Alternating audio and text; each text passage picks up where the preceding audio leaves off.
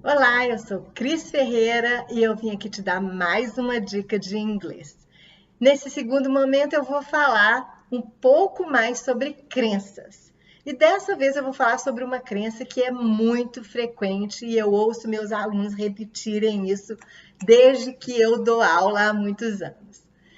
Uma das crenças fortes que as pessoas têm é que elas precisam falar inglês ou saber inglês e elas têm que saber inglês muito bem. Então elas têm muita vergonha de falar porque elas acham que elas têm que falar o inglês muito perfeito.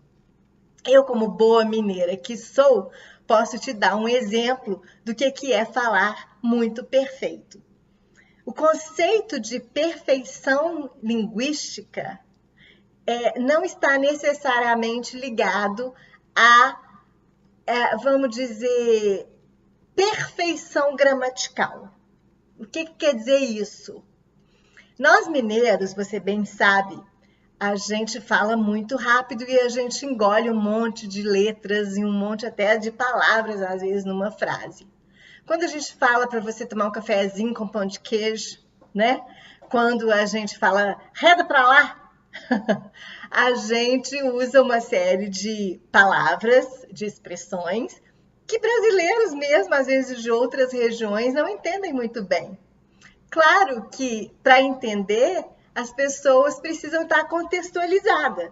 Se você estiver sentado aqui do meu lado e eu vou dizer reda para lá quer dizer arreda, quer dizer mova-se para lá.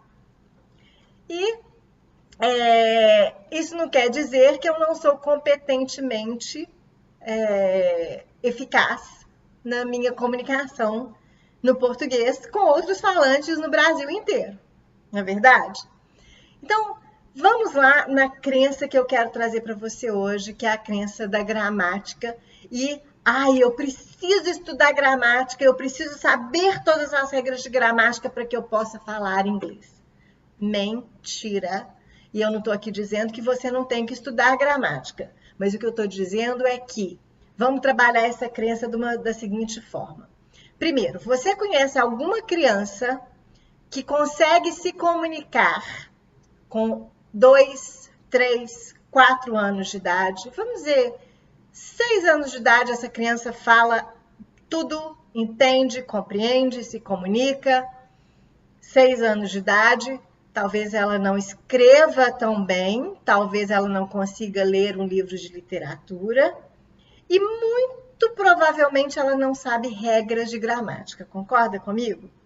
Assim é o aprendizado natural de uma língua. É natural que as pessoas aprendam a língua falando a língua, se expondo a ela. Quando uma mãe corrige uma criança, ela não pega uma lousa e dá uma regra, dá uma aula de regras gramaticais para a criança. Quando a criança fala, mamãe, nós está com fome, a mãe não pega uma lousa e ensina o menino a conjugar o verbo ser, estar e diz eu estou, nós estamos, você está, eles estão. Ela não fala isso, filhinho. Ela fala, filhinho, vocês estão com fome.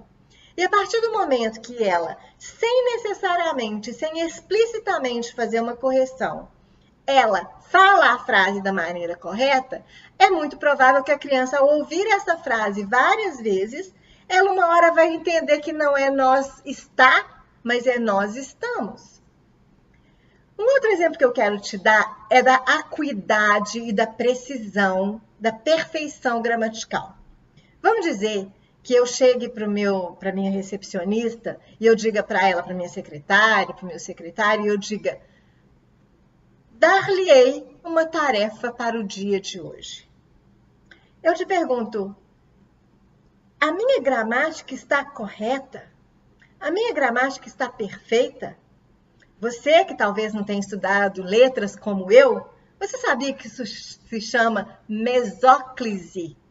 Dar-lhe-ei. Ou seja, esse é um tempo ou um modo verbal possível de acontecer em português. Muito provavelmente as pessoas aprendem isso em gramática, mas eu te pergunto, Quem é que no dia a dia usa uma mesóclise? Assim, a mesma coisa com o inglês.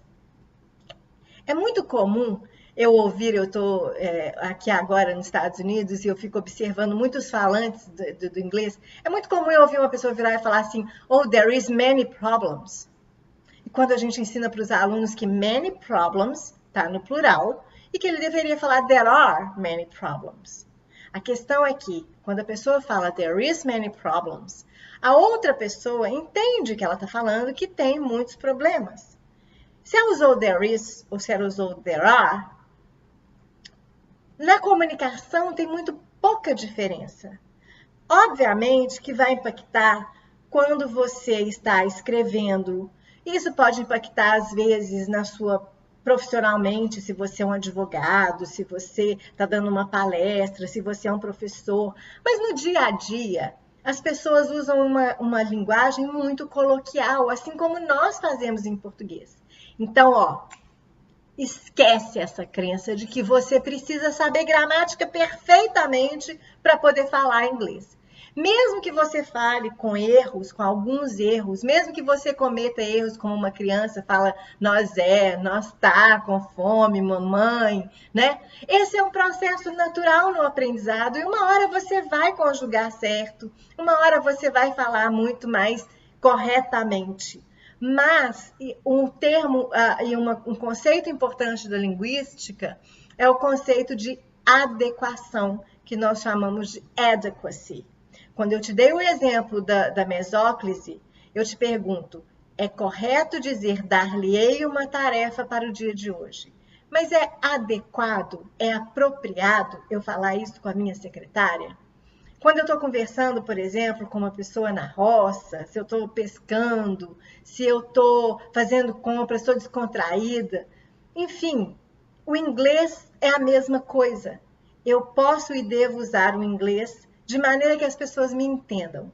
Então, acaba com a sua crença de que você precisa saber muito bem gramática para poder se comunicar. Posso te dar uma dica? Comunique-se e seja muito feliz. Sabe por quê? Quem fala melhor uma língua estrangeira, quem aprende mais rápido uma língua estrangeira, é o famoso cara de pau, que arrisca, que não tem medo de se arriscar, que fala e que aos pouquinhos vai aprendendo e ele mesmo vai fazendo as regras e entendendo a gramática na sua cabeça num primeiro momento. Um beijo, eu sou Cris Ferreira. Se você gostou, curte aqui e compartilhe. O meu site é soukrisferreira.com.br e se inscreva no meu canal aqui do YouTube. Um beijo para você e eu volto com mais dicas de inglês.